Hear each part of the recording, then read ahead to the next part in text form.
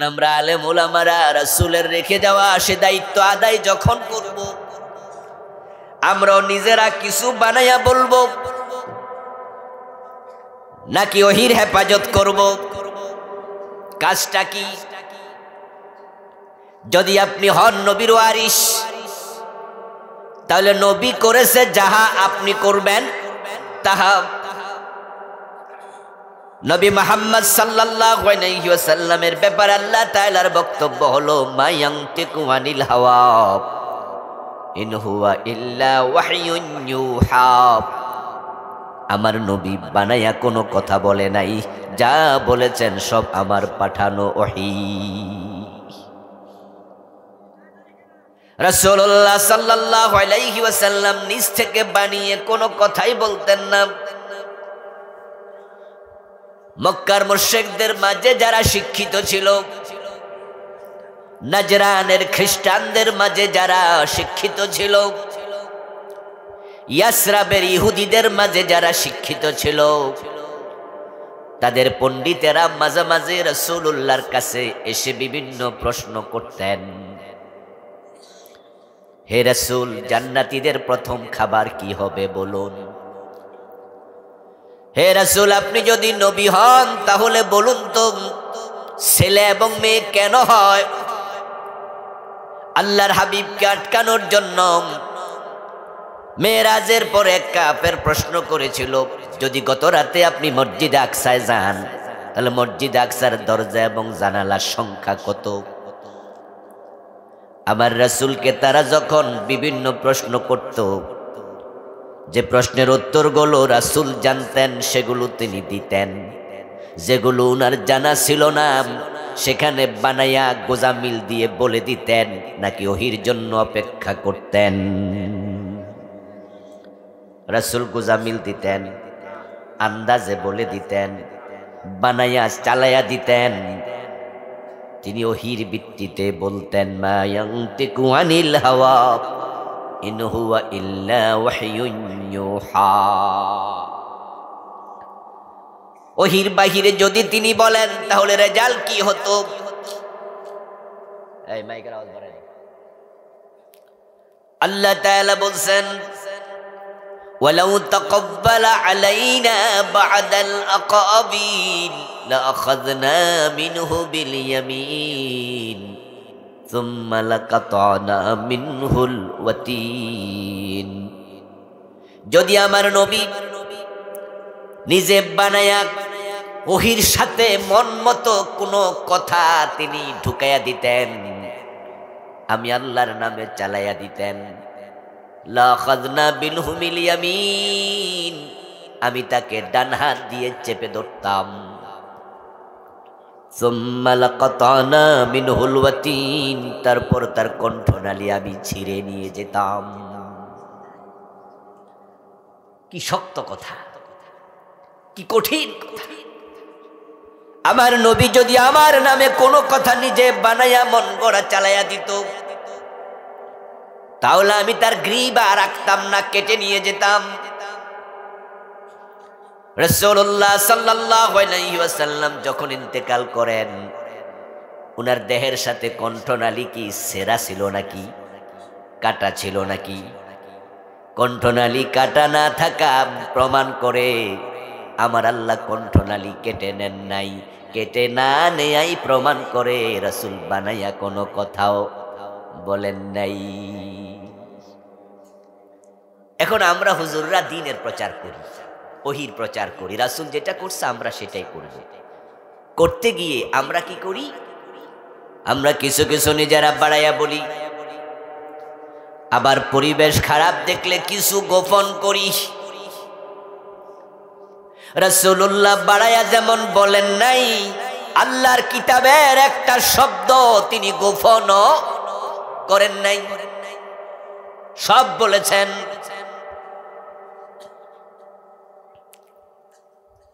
আমি খতিব, আমি বক্তা, আমি মসজিদের ইমাম, আমি মাদ্রাসার উস্তাদ, আমি নবীর ওয়ারিস, আমি পীর।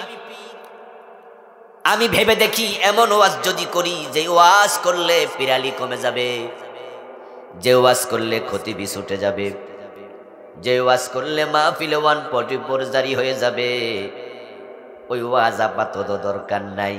এমন ওয়াজ করব যেন সরকারি দলের লোকেদের গায়ে না লাগে। এমন ওয়াজ করব যেটা শুনে মুসল্লি সব দলের খুশি। যা, এই জন্য দেখা যায় অনেক আলেমের মাহফিলে গেলে জিকির আজকার, নামাজ, রোজা, হজ, যাকাত, তাসবিহ, তাহলিল, পর্দা, হালাল হারাম, এই সাবজেক্টের বাহিরে কোনো ওয়াজই নাই।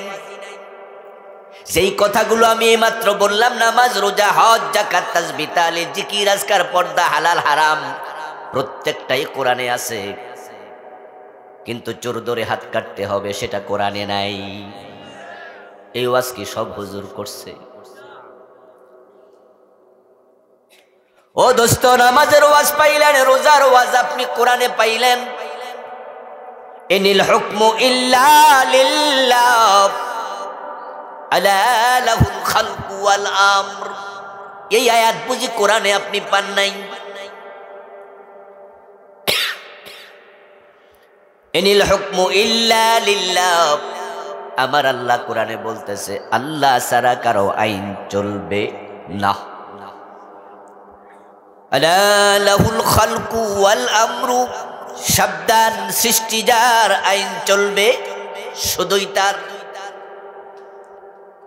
আপনার মসজিদের খতিব, আপনার পীর, আপনার বুজুর্গ, আপনার নেতা, আপনি আলেম, এই যে নামাজের ওয়াজ, রোজার ওয়াজ করলেন, ওই ওয়াজ আপনি কার জন্য রাখলেন? আকিমুস সালাম, নামাজ কায়েম করো, এই ওয়াজ করে নাই এমন হুজুর বাংলাদেশ একজনও নাই। কিন্তু আকিমুদ্দিন, দিন কায়েম করো, এই আয়াতটা কোরআনে আছে না নাই? দিন কায়েমের ওয়াজ কত হুজুরি করে নাই। আকিমুস সালার মতো আকিমুদ্দিনের ওয়াজ যদি সমান্তরাল চলতো, তাহলে এই দেশে কত আগে দিন কায়েম হতো। আমি তো মনে করি এই দেশের শুধু নামাজি মানুষগুলো যদি কোরআনের আইনের পক্ষে এসে যায়, কোরআন কায়েম করতে 6 মাসও লাগবে না।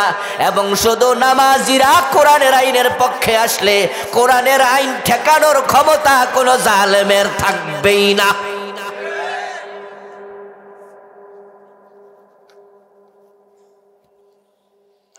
নামাজিরা তো দূরের কথা, এই দেশের হাজার হাজার আলেম ওলামা, পীর বুজুর্গ পর্যন্ত কোরআনের আইনের কথাই বলে না, বরং উল্টা কথা বলছে এমন পীর, এমন বুজুর্গ আছে। আমি এমন ওয়াজও শুনেছি, গর্ব ভরে বলতেছে, হুজুরে আমরা দুনিয়ার ক্ষমতা চাই না, দুনিয়ার গদি চাই না, আমরা আখিরাতের জান্নাতের চেয়ার চাই। পাবলিক কয় জি। এই যে আসল বুজুর্গ পাইছি, যে হুজুর দুনিয়ার গদি চাই না, এর মানে ক্ষমতার কোনো লোভে নাই, নির্লোভ মানুষ। তা আমরা সব হুজুররা যদি এই কথাকে তাকওয়া মনে করি, তাহলে দেশের চেয়ার গুলার মাঝে গোসখোর, সুদখোর, বাটপার সিটার বসে যাবে। এবং সেটাই তো হয়েছে। আমরা দুনিয়ার লোভ নাই, দুনিয়ার গদি দরকার নাই, তো গদির মাঝে গদি তো খালি থাকবে না, অন্যরা তো বুঝবেই।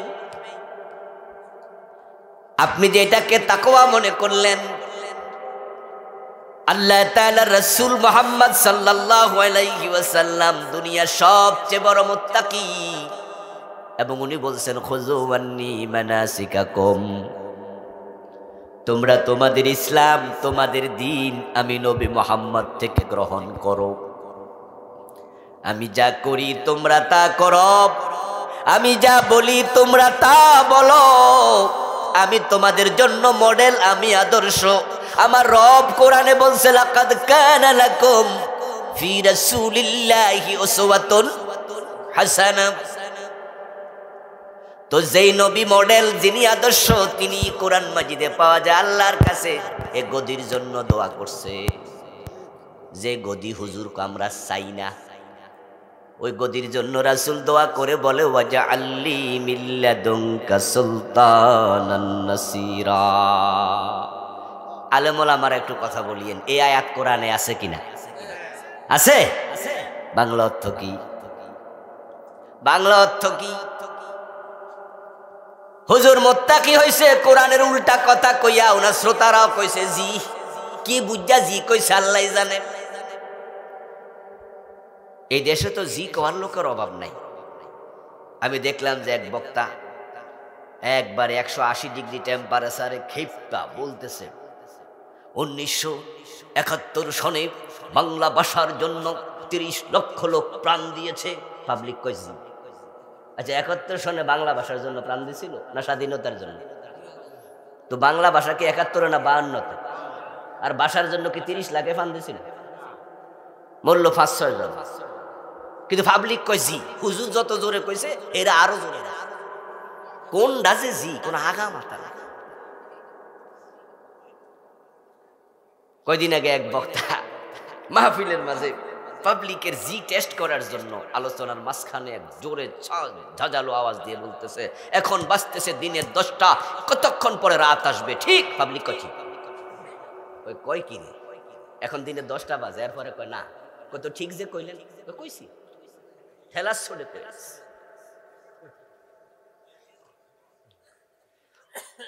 আমার প্রিয় ভাইরা, হক কথার পক্ষে থাকবেন, অন্যায়ের বিপক্ষে কথা বলবেন। সব কথাই ঠিক বলা উচিত না। এই ঠিক মোটামুটি ঠিক আছে, এটা যেন ঠিক থাকে। আর আমার প্রিয় বন্ধু শুনুন তো, রাসূল যদি আল্লাহর কাছে ক্ষমতার জন্য দোয়া করে এবং সেটা কোরআনের আয়াত আল্লাহ রাসূলকে শিখাইছে, তাও হিজরতের পথে মক্কায় ক্ষমতায় ছিল আবু জেহেল, আবু লাহাব।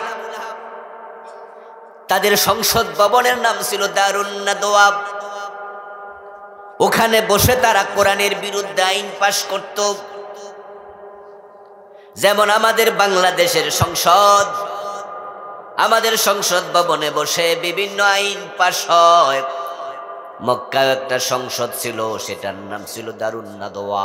সেখানে তারা আইন পাশ করেছিল ওয়াকালাল্লাযীনা কাফারু লা তাসমাউ লিহাদাল কুরআনি ওয়ালগাউ ফীহি লাআল্লাকুম তাগলিবুন। নাউযুবিল্লাহ পড়েন, এটা নাউযুবিল্লাহর আয়াত। সবাই আয়াত কি সুবহানাল্লাহর আয়াত? কাফেররা সিদ্ধান্ত নিয়েছে মুহাম্মদ যেখানে কোরআন পড়বে কোরআন শুনতে যেও না।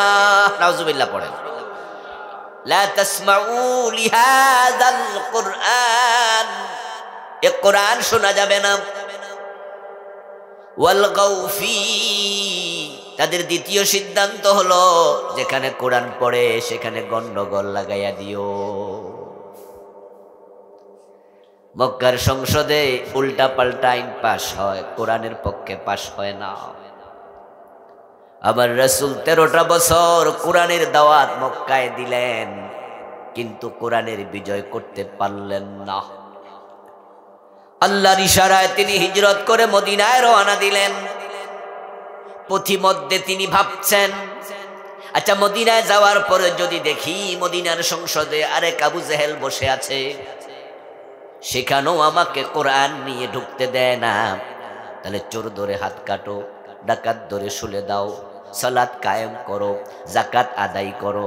এই বিধানগুলো আমি কেমনে জমিনে কায়েম করব যদি সেখানে আইনের ঘরে আইন পাশ করাতে না পারি? আমার রাসূল ভাবছেন হিজরত করে তাহলে লাভটা কি? মানুষের অন্তরের খবর সবচেয়ে বেশি কে জানে? আল্লাহ তাআলা তখনই আয়াত নাজিল করলেন, জিবরিলকে পাঠালেন, ওয়াকুর রাব্বি আদখিলনি মুদখালা সিদকিন ওয়া আখরিজনি মুখরাজা সিদকিন ওয়াজআলনি মিন লাদুনকা সুলতানান নাসীরা।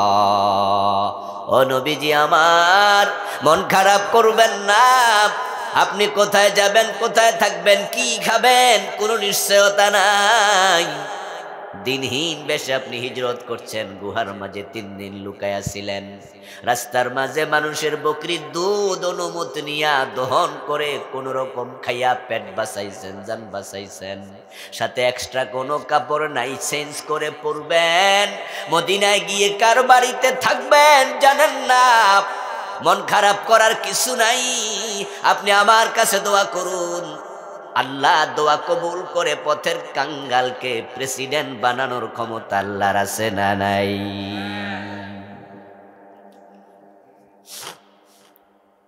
আপনি বলুন, ওয়াজআল্লি, হে আল্লাহ আমাকে দাও, মিল্লাদুনকা, তোমার পক্ষ থেকে, সুলতানান নাসিরা, সাহায্যকারী রাষ্ট্র ক্ষমতা। আপনি আমার কাছে রাষ্ট্র ক্ষমতা চান, সুলতান চান, সালতানাত, আপনি রাষ্ট্র ক্ষমতা চান। তো পীর সাহেব করলো যে আমরা রাষ্ট্র ক্ষমতা চাই না, ক্ষমতা চাই না, গদি চাই না, আমরা আখেরাতে চাই, দুনিয়ায় লাগবো না।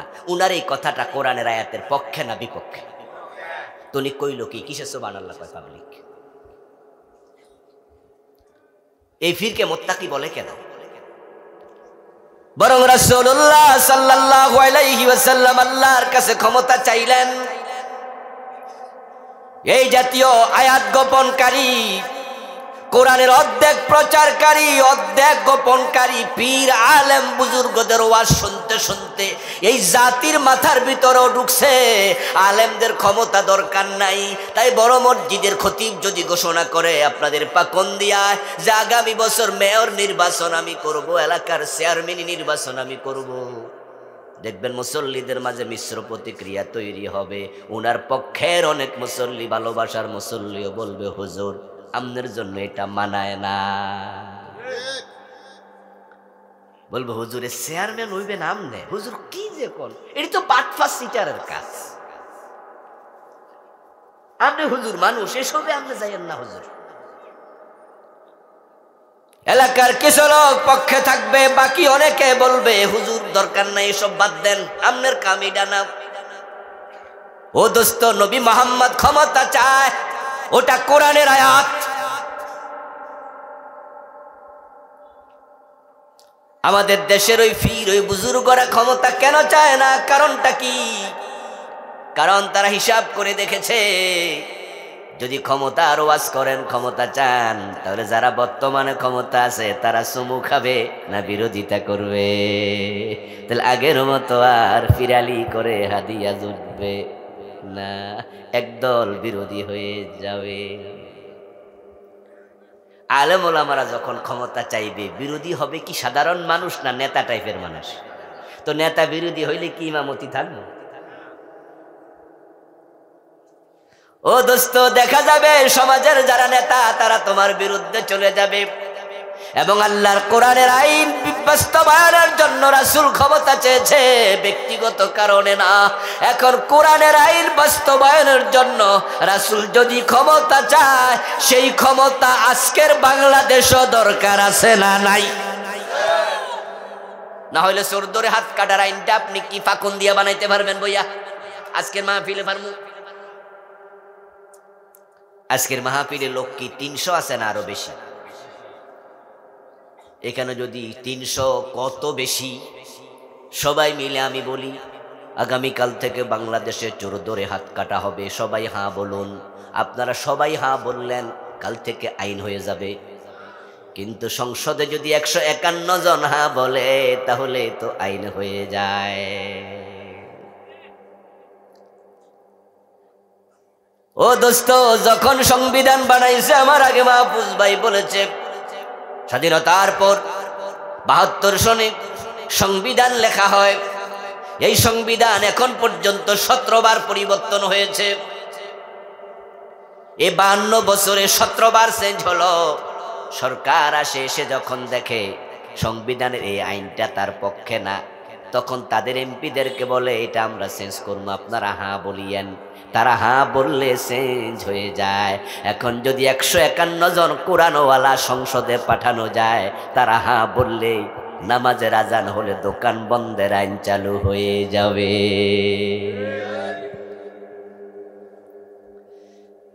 ইযা নুদিয়া লিস-সালাতি মিন ইয়াউমিল জুমুআতি ফাসআউ ইলা যিকরিল্লাহি ওয়া যারুল বাই। আজান যখন হবে তখনই দোকান পাট বন্ধ করো। অর্ডারটা কার?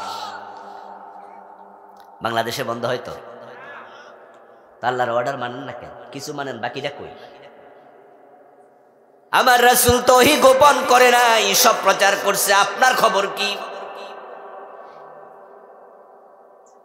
আল্লাহর হাবিব বলেন, আজানের পরে মাঝে মাঝে আমার মনে চায় আমি কোনো একজনকে ইমামতির জায়গায় দাঁড় করাইয়া দেই, তারপরে কয়েকজন যুবককে সাথে নিয়া মহল্লায় বের হই, যারা মসজিদে আসে নাই তাদের ঘর বাড়িতে আগুন দিয়া জ্বালাইয়া দেই। আজান হলে দোকান কেন চলবে, ব্যবসা কেন চলবে, অফিস কেন চলবে? এই দোকান, ব্যবসা, বাণিজ্য, অফিস, আদালতের চেয়ে নামাজের গুরুত্ব কম না বেশি? তো নামাজে কেন যাও না? ইমাম শাফি, মালিক, আহমদ, ইমাম আবু হানিফা রাহিমাহুমুল্লাহ, সাইর ইমাম ইত্তেফাক, একমত, কোন বালেক যদি নামাজ না পড়ে তাকে জেলে দিতেই হবে। ইমাম শাফি রাহিমাহুল্লাহ বলেছেন, জেলে দেওয়ার আগে তাকে কিছু বেত্রাঘাত করতে হবে। নামাজে মনোযোগী হওয়ার আগ পর্যন্ত জেলে রাখো। জেলের মাঝে নামাজের ব্যাপারে প্রশিক্ষণ দেও, নামাজের ব্যাপারে যত্নবান হলে ছেড়ে দাও, পর্যবেক্ষণে রাখো। যদি বাহিরে এসে আবার গাফলতি করে আবার জেলে দাও। দোকান বন্ধ করবে না, লাইসেন্স বাতিল করে দাও। আলাদা পুলিশ থাকবে যারা আজানের পর টহল দেবে বাজারে। ক্রেতা বিক্রেতা সবাই দোকান থেকে মসজিদমুখী হবে। এই আইন যদি সংসদে পাস হয় আর বাজারে গেলে দেখবেন দোকান বন্ধ, সবাই মসজিদে যাচ্ছে পঙ্গপালের মতো দৌড়াইয়াও। এক এক মসজিদে মুসল্লির জায়গা দেয়া যাবে না, 3 বার 5 বার জমাত হওয়া লাগবে। সব মানুষ নামাজি হোক, এটা কি আপনারা চান? আসলে চান? চান? এইটা তো হয় নাই তো। 53 বছরও তো ওয়াজ তো হয়েছে নামাজের পক্ষে। তাবলীগের ভাইয়েরা নামাজি বানানোর জন্য কত পরিশ্রম করলো, গাছ করতে করতে এক একজনে কত সিল্লা দিয়ে দিল। পীর সাহেব হুজুরদের নামাজ পড়ো, নামাজ পড়ো, ওয়াজ তো অনেক হলো। বক্তা, খতিব, ইমাম সবাই নামাজ পড়ো বলল, কিন্তু বাজারে গেলে দেখা যায় মাগরিবের টাইমে আজানের পরে মসজিদে গেছে কয়জন আর বাজারে আছে কত হাজার। আপনারা যদি চান সব মানুষ নামাজে যাক, তাহলে কোরআনের আইনের পক্ষে আসা লাগবে। এখন কোরআনের আইন পাশ করানোর জন্য ক্ষমতা দরকার আছে না নাই? তো হুজুরদের কইল আমরা ক্ষমতা চাই না, কইলটা কি?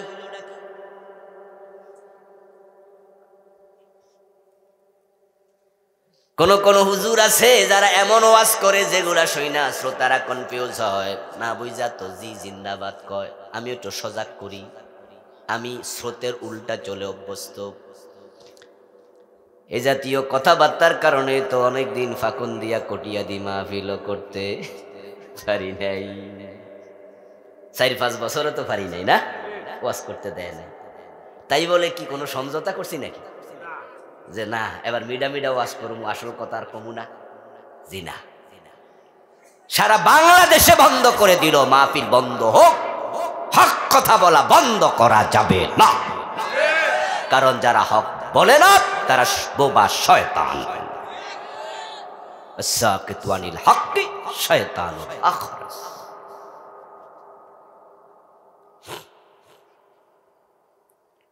আমার দোস্ত ওয়াজ করে বলকের বাদশাহ ইব্রাহিম বিন আদহাম, উনি ক্ষমতায় ছিলেন, ক্ষমতা ছেড়ে জঙ্গলে চলে গেছে। জঙ্গলে যাওয়ার পর ইব্রাহিম বিন আদহাম তিনি বিশাল বড় ওলি হইয়া গেছে। আস্তাগফিরুল্লাহ আস্তাগফিরুল্লাহ আস্তাগফিরুল্লাহ। কি জঘন্য ওয়াজ হুজুর মাহফিল আইসা করতেছে। পাবলিকরে ইসলামের ক্ষমতার বিরুদ্ধে নিয়ে যাচ্ছে, তাদেরকে বুঝাচ্ছে ক্ষমতার কোনো দরকারই নাই। আমি আপনাদের প্রশ্ন করতে চাই, নবী মুহাম্মদ কি 10 বছর মদিনার প্রেসিডেন্ট ছিলেন না? তো উনি জঙ্গলে যান নাই কেন? ক্ষমতা ছাইরা দিয়া যদি জঙ্গলে চলে যাওয়া তাকওয়া হতো, নবী মুহাম্মদ জঙ্গলে কেন গেলেন না? তিনি উল্টা আরো ক্ষমতার জন্য দোয়া করে কেন? আল্লাহর হাবিবের পরে খলিফা হলো কে? বলেন না শিক্ষিত ভাইয়েরা? আবু বকর কি জঙ্গলে গেছিল ক্ষমতা ছেড়ে দিয়া?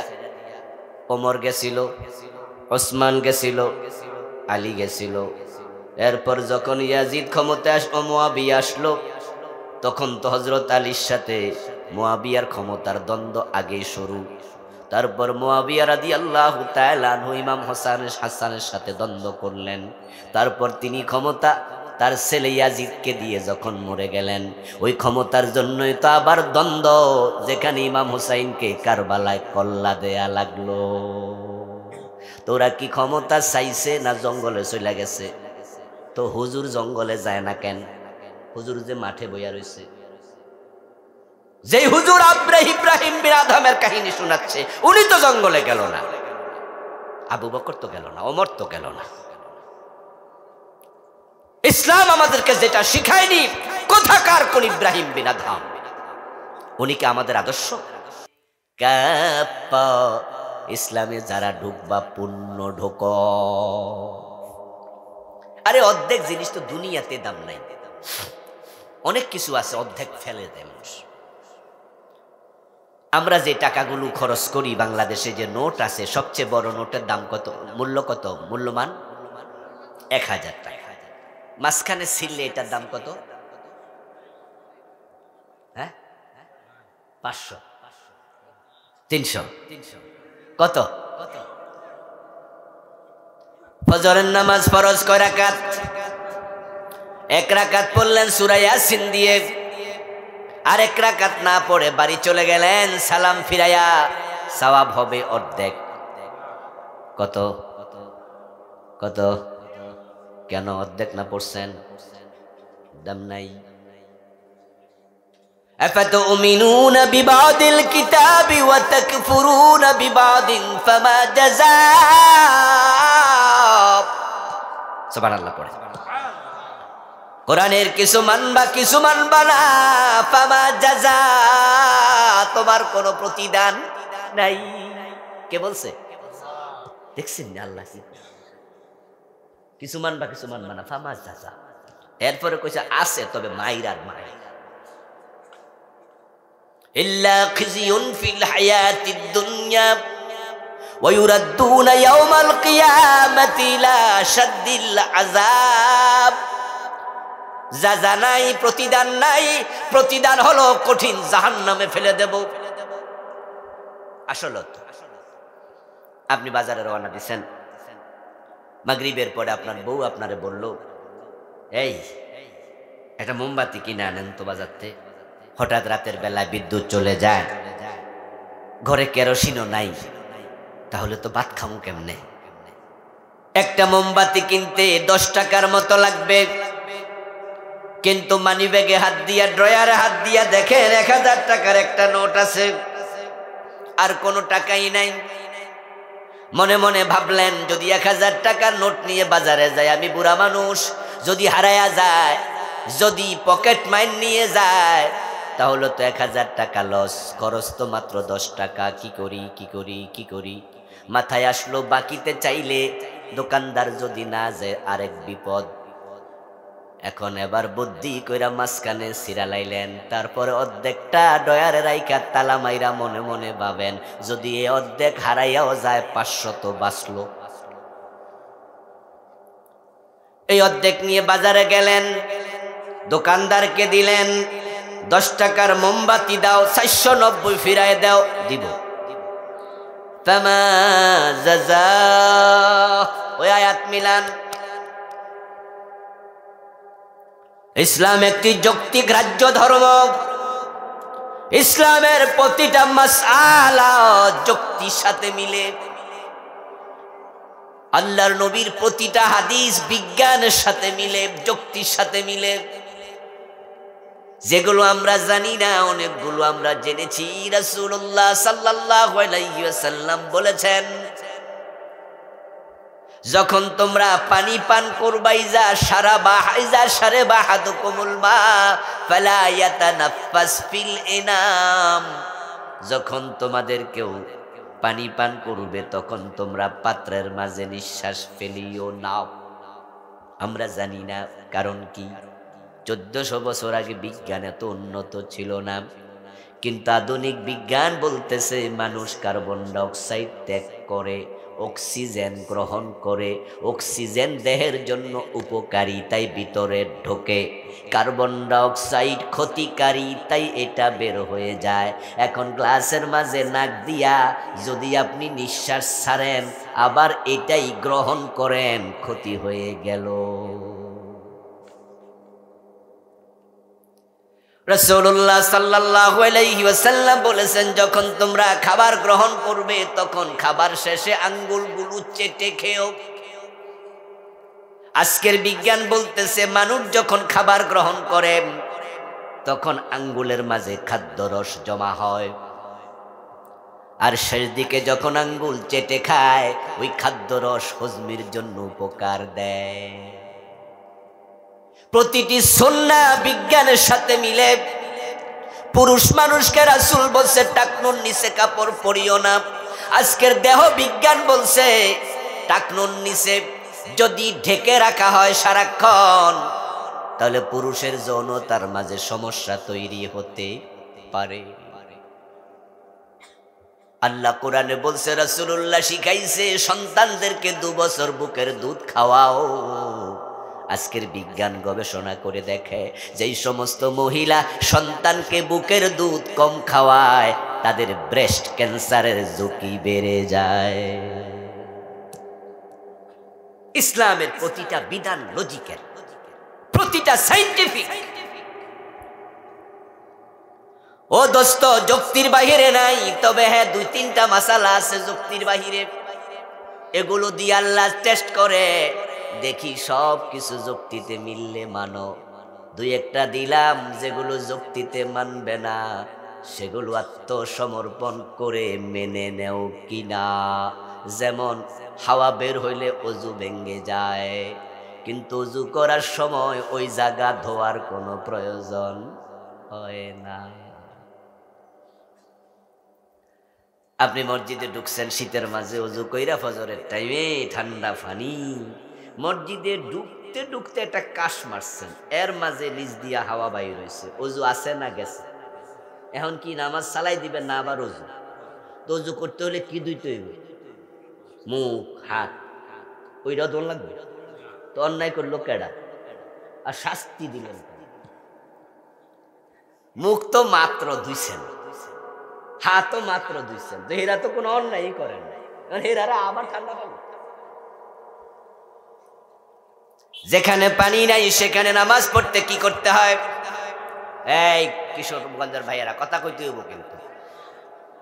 রাত কিন্তু 11টা বাজি গেছে, কথা না কইলে আমি ওয়াজ কমাই দেব। ওয়াজ কি ছেড়ে দিতাম নি কোনো? অজু যদি করতে হয় পানি লাগবে, পানি নাই, নামাজ পড়তে কি মাফ না তায়াম্মুম?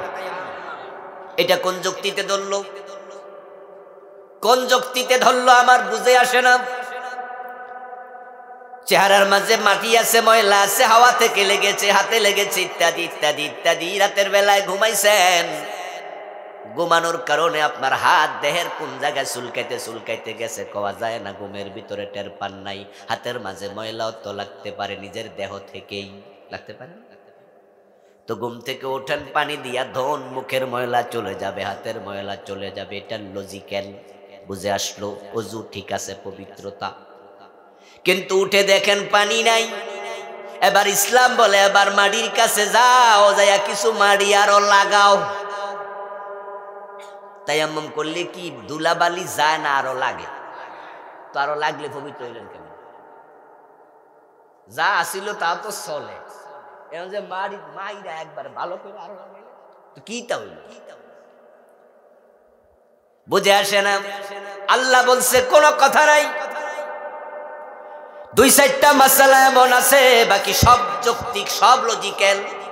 আলহামদুলিল্লাহ, আমরা যৌক্তিক রাজ্য হলেও মানি, যুক্তিতে না আসলেও মানি। এটার নাম আল্লাহর কাছে আত্মসমর্পণ। সুবহানাল্লাহ। এখন চাচা যে অর্ধেক টাকার নোট নিয়ে বাজারে যাইয়া দোকানদাররে দিয়া কয় একটা মোমবাতি দাও আর 950-990 টাকা ফিরিয়া দাও, দোকানদার দিব।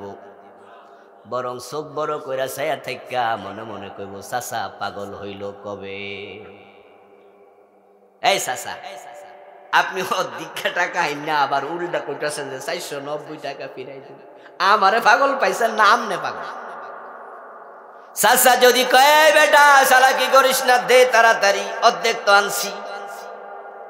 বাজারে যে কয়জন মানুষ সবাই যদি একসাথ হয়, এই চাচার পক্ষে কয়জন যাইব? কথা বলে না আমার ভাইয়েরা? কয়জন যাইব? আফাতুমিনুনা বিবাদিল কিতাবি ওয়া তাকফুরুনা বিবাদিন ফামা জাযাব। এ কোরআনের কিছু মানবা কিছু মানবা না, কোনো প্রতিদান নাই। ওই চাচারে বলবে, চাচা অর্ধেক টাকার কোন সদাই পাবা, বিনিময় নাই, বাড়ি লইয়া যাও গা। ও দোস্ত, আপনি ইসলামের কিছু মানবেন কিছু মানবেন না, সুবিধাবাদ জিন্দাবাদে মোমেন হওয়া যায় না। কেউ কেউ মনে মনে বলবেন কিছু তো মানছি, তাহলে আমি মোমেন। আমি বলবো দোস্ত, তুমি মোমেনও না, অর্ধেক মেনে মোমেন হওয়া যায় না। কোরআনের বক্তব্য, ইয়াকুলুনা নুমিনু বিবাদিন ওয়া নাকফুরু বিবাদ يريدون أن يتخذوا بين ذلك سبيلا أولئك هم الكافرون حقا। আল্লাহ কিছু বাদ দেয় নাই, কোরআনে সব কইয়া লাইছে। আল্লাহর সাথে কোনো চালাকি চলবে না, কোনো চালাকি চলবে না। নবী ইব্রাহিম আলাইহিস সালাম আল্লাহর সাথে হাসরের ময়দানে একটু চালাকি করবেন, কিন্তু কুলাইতে পারবেন না। উনার বাবারে যখন জাহান্নামের ফেরেশতারা হাতে পায়ে গলায় শিকল বেঁধে জাহান্নামের দিকে নিতে থাকবেন, প্রতিমধ্যে দেখা হয়ে যাবে। ইয়ালকা ইব্রাহিম ওয়া আবাহু আযার ওয়া আলাইহি কাতারাতুন গাবারাহ। রাসূলুল্লাহ সাল্লাল্লাহু আলাইহি ওয়াসাল্লাম বলেন, ইব্রাহিম তার বাবা আজরের সাথে সাক্ষাৎ পাবেন কিয়ামতের দিন। বাবার গায়ের মাঝে ধুলাবালি, ময়লা, আবর্জনা ফেরেশতারা টানতে টানতে নিচ্ছে।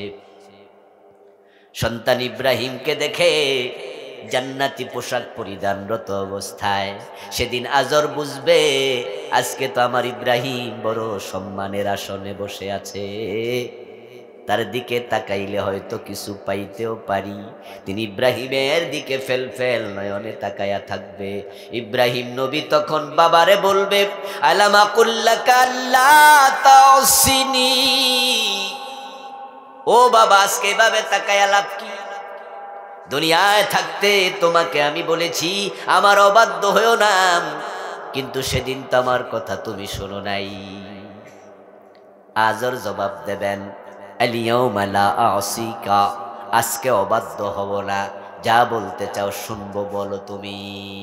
তখন বাবার প্রতি মায়া জাগবে। ইব্রাহিম নবী আল্লাহর সাথে একটু চালাকি করে কথা বলবে, সরাসরি বলবে না আল্লাহ আমার বাবারে ক্ষমা করে দাও। এভাবে বললে আল্লাহ জবাব দেবেন, মুশরিকের কোনো ক্ষমা নাই। তাই ইব্রাহিম আলাইহিস সালাম একটু ঘুরায়া পেছায়া বলবেন, না কাকা দুআতানি আল্লাহ তুখজিনি ইয়াউমা ইউবাসুন ফাআইয়ুল খিজি আখযা মিন আবিল আবাদ। প্রিয় নবীজি বলছেন, ইব্রাহিম আলাইহিস সালাম বলবো, ও আমার আল্লাহ, দুনিয়ায় থাকতে আপনি আমার সাথে ওয়াদা দিছেন কিয়ামতের দিন আমাকে আপনি বেজ্জতি করবেন না। এখন আমার বাবার গলার মাঝে, হাতের মাঝে, পায়ের মাঝে শিকল বাঁধা, ফেরেশতারা টানতেছে, আমার জন্য বুঝি এটা লজ্জা নয়? একটু ঘুরাইয়া ফিরাই আল্লাহরে বুঝাচ্ছে। তা আপনিই তো বলছেন আমারে শরম দিবেন না, তাহলে আপনার ওয়াদা যদি ঠিক রাখতে চান তাহলে আমার বাবা রশি তো খুলতেই হবে। ভাবছেন যে চালাকি করলে আল্লাহ কবে যে কথা তো ঠিক, যাও সাইরা দিদা। বলুন তো বান্দা বেশি চালাক না আল্লাহ বেশি চালাক? ইয়েস, তিনি তো স্রষ্টা। যতটুকু চালাকি আপনার আছে হেডাও বানাইছে কে? আমার বন্ধু, ছেলে যেমন মায়ের কাছে নানার বাড়ির গল্প শুনাইলে মা হাসে, হাসবো না? ছেলে যদি নানার বাড়ির গল্প মারে যায় শুনায়, মা তোমার বাবার বাড়ি বেড়াইতে গেছিলাম, বিশাল এক পুকুর আছে তোমার বাবার বাড়ি, তো মা মনে মনে হাসবে, ভূত তুই তো নানার বাড়ির পুকুর বিশাল আমারে শুনাইতে আইছিস। ইব্রাহিম আলাইহিস সালামের এই চালাকি আল্লাহ বুঝবেন, বাবার প্রতি দয়া, তাই তিনি কথা ঘুরাচ্ছেন। আল্লাহ তাআলা বলবেন, উনজুর তাহতা রিজলাইক, ইব্রাহিম তোমার পায়ের তলায় তাকায়া দেখো কি। ইব্রাহিম আলাইহিস সালাম উপর থেকে নিচের দিকে মাথা নামায়া দেখবেন বাবা আজর নাই, হাতে পায়ে শিকল বাঁধা। আজর যেখানে দাঁড়ানো সেখানে একটা শূকর দাঁড়াইয়া আছে রক্ত মাখা। এক মুহূর্তের ভিতরে আজরকে শূকরে পরিণত করলেন কে? এবার আল্লাহ তাআলা বলবেন, ও ফেরেশতারা এই শূকরটাকে জাহান্নামে ফেলে দে। ইব্রাহিম আলাইহিস সালাম তাকায়া থাকবেন, কিছু করার নাই। আল্লাহ তাআলা বুঝায়া দিলেন, ইব্রাহিম আজরকে শূকরে পরিণত করে পরিবর্তন করে আমি তোমার লজ্জা থেকে বাঁচাইয়া দিলাম। তোমার বাবা জাহান্নামে পড়তেছে, এই দৃশ্য তোমার আর দেখা লাগবে না, ওরে শূকর বানাইয়া দিছি, তোমাকে লজ্জা থেকে বাঁচাইছি, কিন্তু আজরকে জাহান্নাম থেকে বাঁচাই নাই, কারণ যারা মুশরিক তাদের জন্য জান্নাত হারাম। আপনি ইসলাম কিছু মানবেন কিছু মানবেন না, চালাকি করে জান্নাতে ঢুকে যাবেন ভাববেন না। আল্লাহ বলছে, উলাইকা হুমুল কাফিরুনা হাক্কা, যারা কিছু মানে কিছু মানে না তারা অরিজিনাল কাফের। আপনারা একটু আওয়াজ দিয়ে বলুন তো, যারা জানেন কাদিয়ানীরা মোমেন না কাফের? সবাই বলেন মোমেন না কাফের? তারা কি পুরা কোরআন অস্বীকার করে? কয়টা মেসেজ অস্বীকার করে? মাত্র একটা, নবী মুহাম্মদ শেষ নবী, এটা তারা মানে না, ঈমান শেষ। কোরআন এমন এক কিতাব যেটার একটা অক্ষর অস্বীকার করার কোন সুযোগ, সব মানতে হবে, সব মানতে হবে। 53 বছরের বাংলাদেশে চোর ধরে হাত কাটা মানলেন না, ডাকাত ধরে সুরে দেয়া মানলেন না, জেনা করলে 100 বেত দেয়া মানলেন না, বিবাহিত জেনাকার পাথর মারতে হবে মানলেন না, জমিন যার আইন চলবে তার মানলেন না, রাসূল বলছে মদ পান করলে 80 বেত লাগাও মানলেন না। কাদিয়ানি একটা মেসেজ মানে নাই, তাদেরকে কাফের বলেন, নিজেরা ডজন ডজন বাদ দিয়া মুমিন দাবি করেন কেমনে? সেজন্য প্রয়োজন হচ্ছে সবটা মেনে নেয়া। আলহামদুলিল্লাহ, আল্লাহর কিছু বান্দাই জমিনে আছে, ছিল এবং তারা এখনো আছে, তারা বলছে আমরা আল্লাহ ছাড়া কারো আইন মানি না, মানতে চাই না, মানতে পারি না। তাদের দৃঢ়পদের কারণে তাদেরকে ফাঁসিতে পর্যন্ত ঝুলানো হয়েছে, তাদেরকে ফাঁসি দেওয়া হয়েছে। অপরাধ ছিল না কিছুই, অপরাধগুলো চাপিয়ে দিচ্ছে। আল্লামা সাইদি রহমতুল্লাহ আলাই, উনি কি আসলে দর্শনকারী? কি মনে হয়? উনি যুদ্ধাপরাধী ছিল, মানুষের বাড়িতে আগুন লাগাইছে। ও দোস্ত, যে 2 জন মন্ত্রী আলেম উলামাদের ভিতর থেকে দেয়া হলো, 5 বছর মন্ত্রণালয় চালাইলো, তাদের 1 টাকার দুর্নীতি পাওয়া যায় নাই। যারা মন্ত্রীর পজিশনে থাকে 2-10 কোটি 50 কোটি টাকা দুর্নীতির সুযোগ আছে না নাই? কিন্তু ফখরুদ্দিন মঈনুদ্দিন গভর্নমেন্ট 1 পয়সার দুর্নীতি খুঁজে পায় নাই।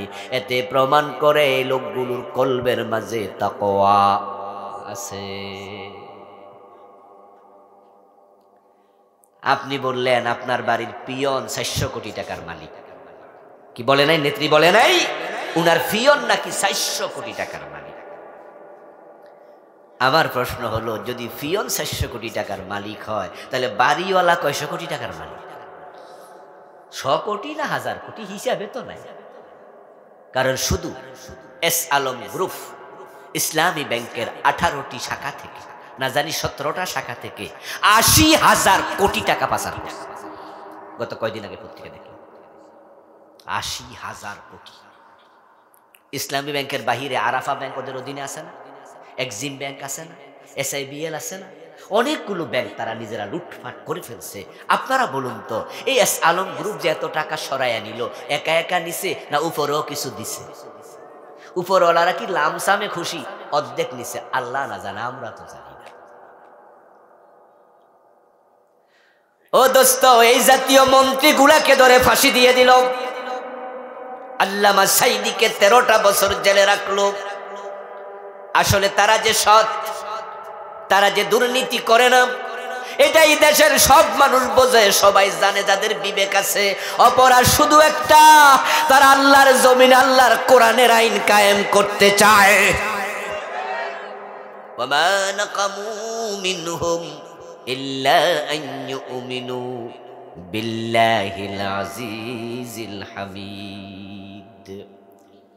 আল্লাহ তাআলা বলছেন, তাদের কোনো অপরাধ নাই। অপরাধ হলো তারা মহান আল্লাহর উপর বিশ্বাস স্থাপন করেছে, যিনি আজিজ, যিনি হামিদ। তারা বলেছে যে না, আংশিক চলবে না, আমরা পূর্ণাঙ্গ কোরআনের আইন সমাজে দেখতে চাই। এই কাজটা করতে গেলে বিপদ আছে, মুসিবত আছে। এই বিপদ মুসিবত আপনার আমার জীবনও আসতে পারে, অসুবিধা নেই। এগুলো মুখোমুখি হওয়া লাগবে, মোকাবেলা করা লাগবে। আমার বন্ধু, এই আয়াতে কারিমার দ্বিতীয় মেসেজ, ওয়াকিমিস সালাত, নামাজ কায়েম করো, নামাজ কায়েম করো। কেন? আল্লাহ বলছেন, ইন্নাস সালাতা তানহা আনিল ফাহশাই ওয়াল মুনকার। যারা নামাজ পড়বে, নিশ্চয় নামাজ তাদেরকে অন্যায় থেকে ফিরিয়ে রাখবে। নামাজ পড়লে নাকি নামাজ অন্যায় থেকে ফিরা, এটা আল্লাহ বলেছেন। ইন্না, নিশ্চয়। কিন্তু আমরা বাংলাদেশে এটা দেখতে পাই কম। আমরা বরং দেখি নামাজও পড়ো, সুদও খায়। নামাজ পড়ে 5 ওয়াক্ত, সুদে টাকা লাগাইছে, এমন নামাজি কি আপনাদের ফাঁকুন দিয়া আছে? 2-1 আজকের মাহফিলেও আছে, ওর নামাজ তাকে সুদ থেকে ফেরায় না। 5 ওয়াক্ত নামাজ পড়ে, ঘোষণা দিলে পাইলে সিগনেচার করে না, এমন নামাজি অফিসার কি নাই? তার নামাজ তাকে ঘোষ থেকে ফেরায় না। আমি এমন অফিসার দেখেছি, শুনেছি। 5 ওয়াক্ত নামাজ শুধু পড়ে তা না, ইশরাক তাহাজ্জুদও পড়ে। আমি কুমিল্লা ধামতি আলিয়া মাদ্রাসা থেকে কামিল পাশ করেছি। মাদ্রাসাটা পীর সাহেবের মাদ্রাসা, ধামতির পীর। পীর সাহেব হুজুর একদিন বললেন, আলোচনা করতে গিয়ে, মসজিদের মাঝে আমাদের খানকা, ওখানে পীর সাহেবের তালিমের জায়গা, সেখানে নামাজ হতো।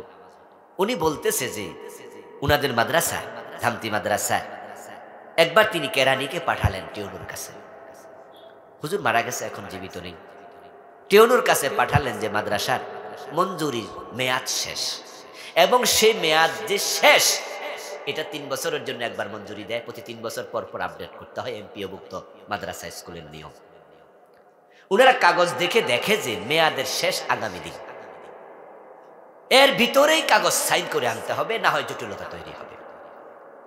আর তখন দাউদকান্দি ব্রিজ, মেঘনা ব্রিজ হয় নাই। ওখান থেকে এসে মাদ্রাসা বোর্ডে কাজ করে যেতে হবে। টিউনো হলো সভাপতি, টিউনুর কাছে গেছে, কালকে ডেট শেষ, কালকেই ঢাকায় যেতে হবে। স্যার, আপনি একটু আমাদের মঞ্জুরির জন্য দরখাস্ত করছি আমরা, যেহেতু আপনি সভাপতি, আপনি সিগনেচার করে দেন। যাই দেখে নতুন টিউনো। টিউনো চেঞ্জ হতে পারে যে কোনো দিনই, সরকারের ব্যাপার।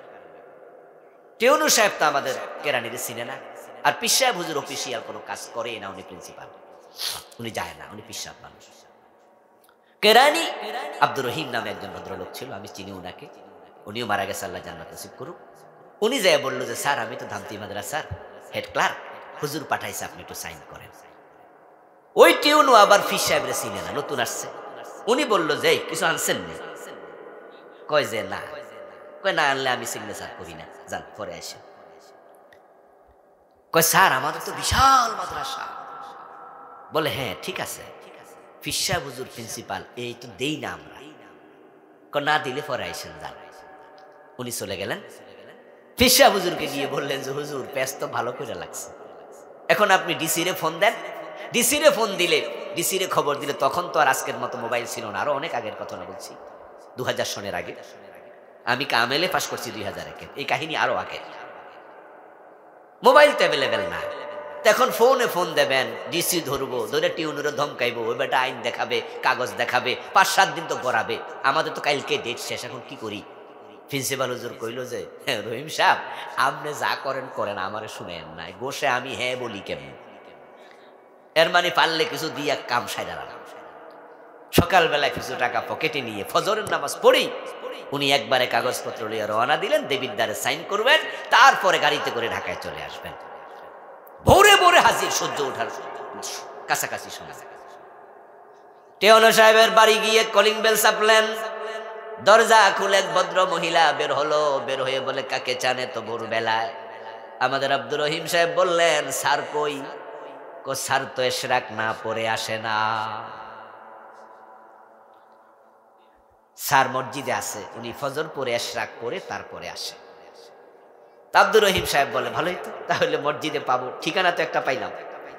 মসজিদে গিয়ে দেখে ঠিকই আল্লাহর এক বান্দা জায়নামাজে বসে বসে জিকির করছে, সূর্য ওঠার অপেক্ষা করছে। উনি পিছন থেকে গিয়ে সালাম দিলেন, আসসালামু আলাইকুম। আল্লাহর বান্দা ঘাড় ফিরে কয় কে? বলে স্যার আমি যে কালকে আসছিলাম। ও আনছেন? হ্যাঁ স্যার আনছি।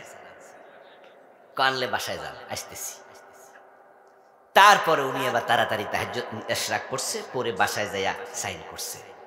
আমার ভাই আল্লাহর ঘর মসজিদে বসে ইশরাক করে, তাহাজ্জুদ পড়ে, কপালে কালো দাগ আছে, কিন্তু ঘোষ ছাড়া সাইন করে না। এরকম বিচার কি উনি একা না আরো আছে? অভাব নাই, তার নামাজ তাকে ঘোষ থেকে ফেরাতে পারে। নাভি পর্যন্ত প্রলম্বিত দাড়িওয়ালা এমন ম্যাজিস্ট্রেট আমি চিনি, গোশ খায়া রায় পাল্টায়া দিছে। আমার দোস্ত 5 ওয়াক্ত নামাজ পড়ে, ওজনে কম দে, মালে ভেজাল দে, এমন ব্যবসায়ী নাই। এই যে রমাদান আসবে এবং তারা রমাদান মাসে ইফতার করায়, অনেক দোকানে গেলে দেখবেন যে একবারে ডালা বিছে ইফতার করাইতেছে, খাইয়া যান খাইয়া যান, ইফতার খাইয়া যান। হুজুর বলছে যে মানুষ ইফতার করে, আল্লাহ হাউজে কাউসারের পানি খাওয়ায়, যেমনে কামাই হাউজের পানি তো মিস করা যাবে। ভেজাল ইসলাম 2 নাম্বার ইসলাম, এটা অরিজিনাল ইসলাম এটা হতে পারে না। তুমি ভুল ইসলাম নিয়েছো, আসল ইসলাম বোঝো নাই। নামাজ অন্যায় থেকে কেন ফিরাবে না? আল্লাহ তাআলা তো বললেন নিশ্চয়ই নামাজ অন্যায় থেকে ফিরায়া রাখে, কিন্তু আপনার নামাজ আপনাকে অন্যায় থেকে ফিরায় নাই। অনেকগুলো কারণ। 1 নাম্বার কারণ, অনেকের নামাজ রাসূলের নামাজের সাথে মিলেই না, অথচ রাসূলুল্লাহ বলেছেন সাল্লু কামা রাআইতুমুনি ইউসাল্লি, তোমরা নামাজ পড়ো সেভাবে আমি নবীকে নামাজ পড়তে দেখেছো যেভাবে। সাহাবী নামাজ পড়লেন, প্রিয় নবীজি তাকায়া দেখেন তিনি নামাজে রুকুতে সোজা হয়ে দাঁড়ায় না, 2 সেজদার মাঝখানে সোজা হয়ে বসে না। এভাবে নামাজ শেষ করার পরে রাসূলুল্লাহ তাকে বললেন সাল্লি ফাইন্নাকা লাম তুসাল্লি, এ মিয়া তুমি নামাজ আবার পড়ো, তুমি নামাজ পড়ো নাই, মানে তোমার নামাজটা হয় নাই, আবার পড়ো। ওই সাহাবী আবার পড়লো, ঠিক একই ভাবে রাসূল আবার পড়ালেন, আবার পড়লো, এইভাবে রাসূলুল্লাহ আবার পড়ালেন। পরে তিনি বলছে আমাকে ফলো করো, আমাকে ফলো করো, আমি যেভাবে পড়ি সেভাবে পড়ো। রুকু দিয়া সোজা হয়ে দাঁড়ায় না, 2 সেজদার মাঝখানে বসে না, অথচ রুকু থেকে সোজা হয়ে দাঁড়ানো ওয়াজিব, 2 সেজদার মাঝখানে সোজা হয়ে বসা ফরজ। যে নামাজে ওয়াজিব, যে 2 সেজদার মাঝখানে বসলো না, রুকু থেকে সোজা হয়ে দাঁড়ালো না, সে ওয়াজিব ছেড়ে দিল, তার জন্য 100 সেজদা দেয়া আবশ্যক ছিল, এটাও করলো না, নামাজ কি হলো না বাতিল? তো এই নামাজ আপনাকে অন্যায় থেকে ফিরাবে কেমনে?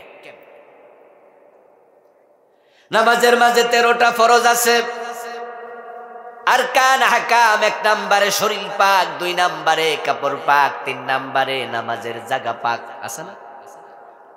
এখন আপনার শরীরের মাঝে সুদের টাকা, গোশের টাকা ঢুকছে, পেটে যা খাইছেন চর্বি, নারী বুড়ি, শুধু গোশ আর সুদ, হারাম টাকায় ভরা। পবিত্রতা দুপকার, তহারাতে জহিরি, তহারাতে বাতিনি।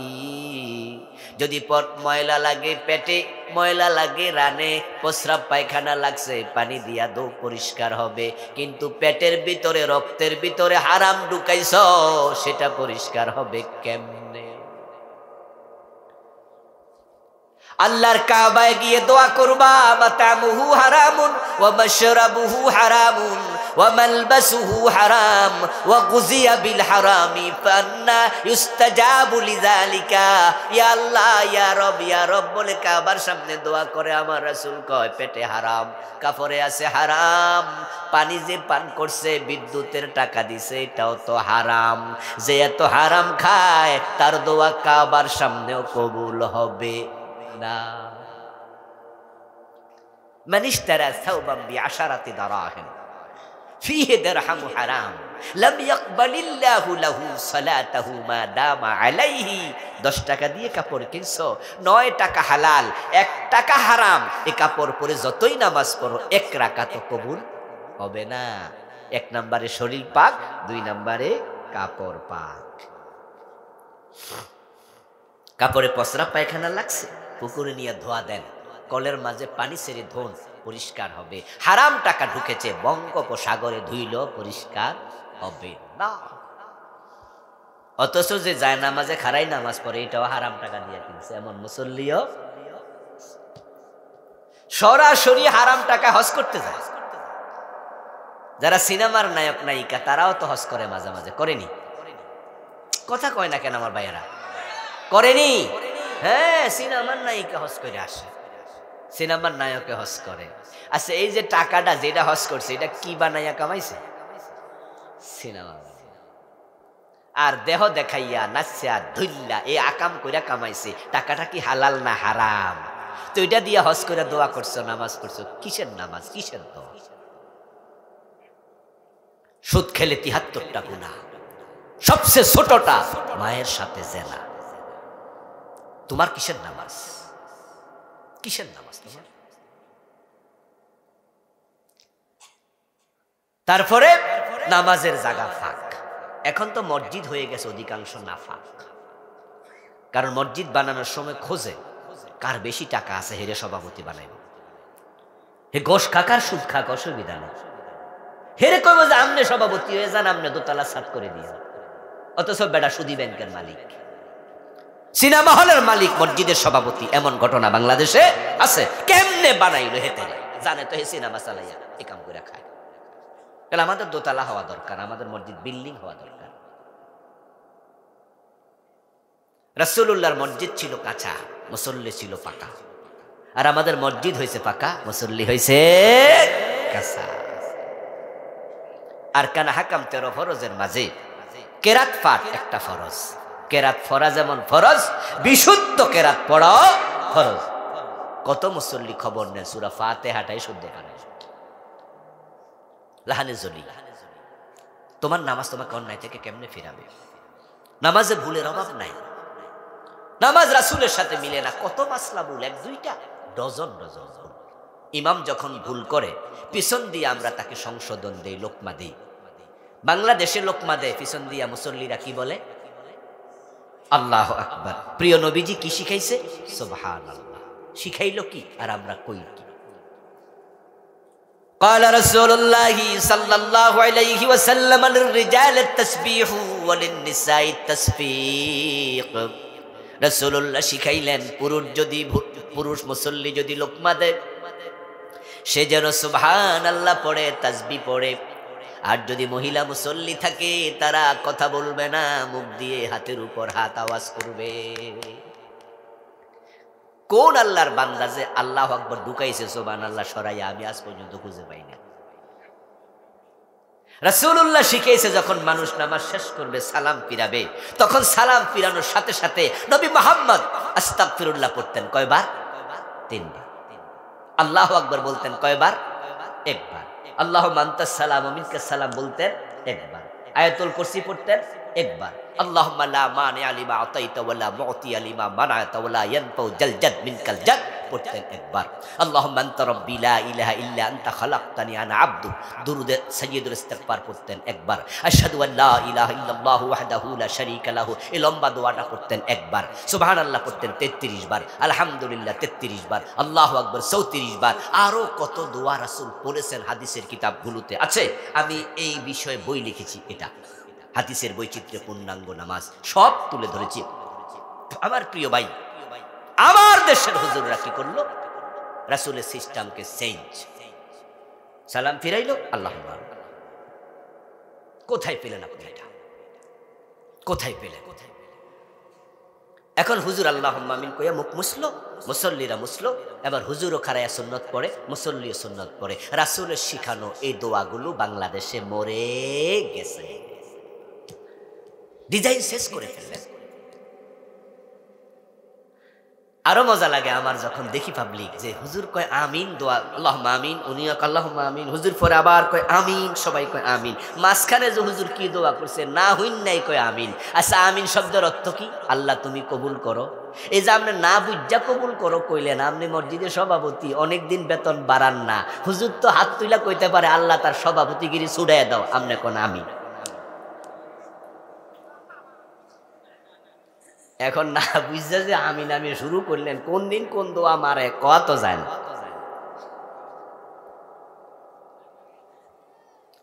আমার বন্ধু প্রিয় নবীজি দুজন সাহাবীকে আযান শিখালেন।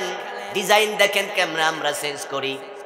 হযরত বেলাল, হযরত আবু মাহজুরা রাদিয়াল্লাহু তাআলা আনহুমা আল্লাহর নবী আযান শিখালেন, আল্লাহু আকবার বলে আযান দাও।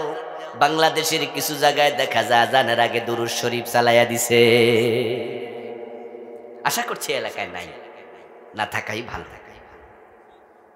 কিছু কিছু জায়গায় দুরূদ শরীফ চালাইয়া জিজ্ঞেস করি আমির পাইলেন কই? না হাদিসে নাই, কিন্তু অসুবিধা কি? আচ্ছা আপনার মত ইসলাম চলবে না কোরআন হাদিস মতো চলবে? আমার বন্ধু নামাজে দাঁড়াইছেন, নামাজে দাঁড়ায়া মুসাল্লার দোয়া দিয়া নামাজ শুরু। ইন্নী ওয়াজ্জাহতু ওয়াজহিয়া লিল্লাযী, এটার নাম দিয়েছে মুসাল্লার দোয়া। রাসূলুল্লাহ সাল্লাল্লাহু আলাইহি ওয়াসাল্লাম তাকবীর বলে নামাজ শুরু করতেন। ইফতিতাহু ওয়াত তাকবীরু ওয়া ইখতিতামুহু আত তাসলিম। হাদিস হলো নামাজের শুরু হবে আল্লাহু আকবার দিয়ে, নামাজ শেষ হবে সালাম ফিরায়া। এখন আপনি নামাজ শুরু করছেন মুসাল্লার দোয়া দিয়া, ইন্নী ওয়াজ্জাহতু। অথচ প্রিয় নবী এই দোয়া পড়েছেন, আবু দাউদে হাদিস আছে, এই বইটা আমি এনেছি। ওই হাদিসটা হলো হযরত আলী থেকে বর্ণিত হাদিস। তিনি বলছেন আমার রাসূল তাকবীর দিয়া তারপরে পড়তেন ইন্নী ওয়াজ্জাহতু ওয়াজহিয়া লিল্লাযী, তাকবীরের পরে সানা হিসাবে। কারণ সানা আপনি যে একটা শিখছেন সুবহানাকাল্লাহুম্মা বিহামদিকা, হাদিসে সানা একটা না, সানা আছে অনেকগুলো। ইন্নী ওয়াজ্জাহতু তার মাঝে একটা। রাসূল পড়তেন তাকবীর দেওয়ার পর কেডা জানি ধাক্কায়া নিয়ে গেছে তাকবীরের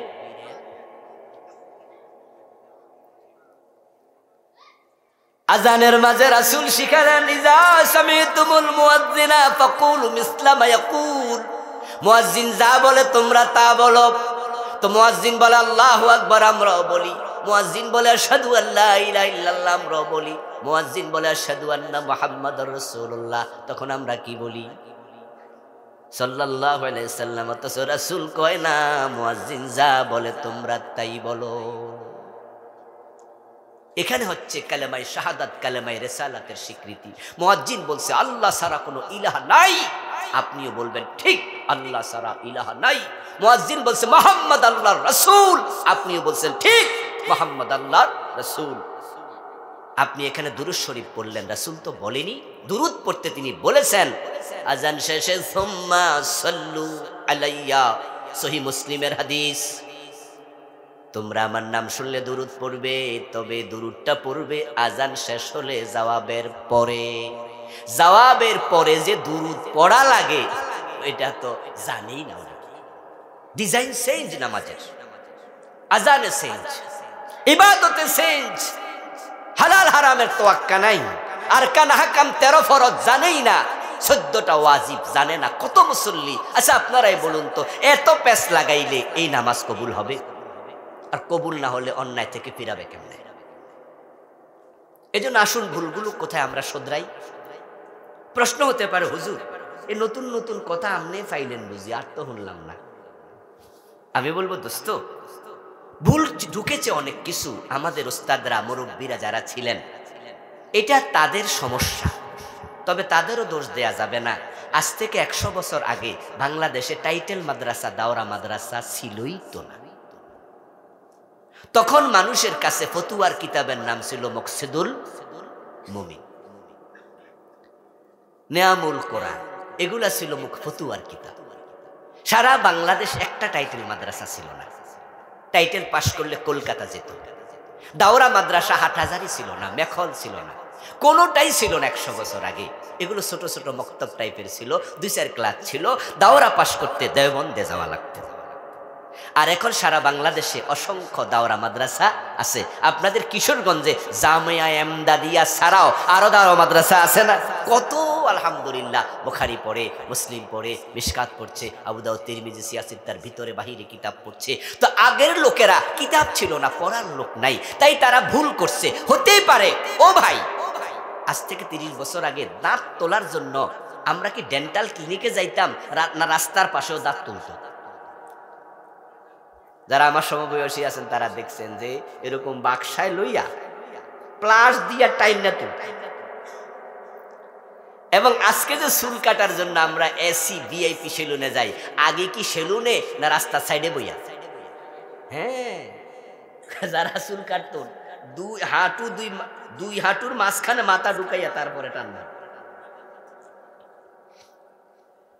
এখন দেখেন আমরা দাঁত তোলার জন্য কি দারুণ ভিআইপি ডেন্টাল ক্লিনিক, এবং সেখানে এমন চেয়ার আছে, শোয়াইয়া দিয়ে টিপ মারলে হইয়া যায়, টিপ মারলে খারায় যায়। কি মজা, কাইতয় শীতয়। এখন যদি আপনি ফ্লাশ দিয়া দাঁত তোলেন তাহলে পাবলিক কবো এই ব্যাক কল, এর কাছে কেসব কেন? আগে ভুল ছিল, মকসিদুল মুমিন এর চেয়ে বেশি ছিল না। আমাদের ওস্তাদরা মক্তবে পড়াইছে, মুন্সি মানুষ, আনাকুম বানাকুম তানাকুম। উনারা ভুল করছে। আচ্ছা, এই ভুল নিয়ে আল্লাহ পর্যন্ত যাবেন নাকি সংশোধন দরকার? কি মনে হয় আপনার কাছে? এজন্য আসুন আমরা আমাদের নামাজকে পরিশুদ্ধ করি, আমরা হারাম পরিত্যাগ করি, আর কান হাকাম বুঝি, যে ভুলগুলো আছে সংশোধন করি। অনেকগুলো ভুলের সংশোধনের বইটি আমি লিখেছি, আমার লেখা 8টা বই আছে আলহামদুলিল্লাহ।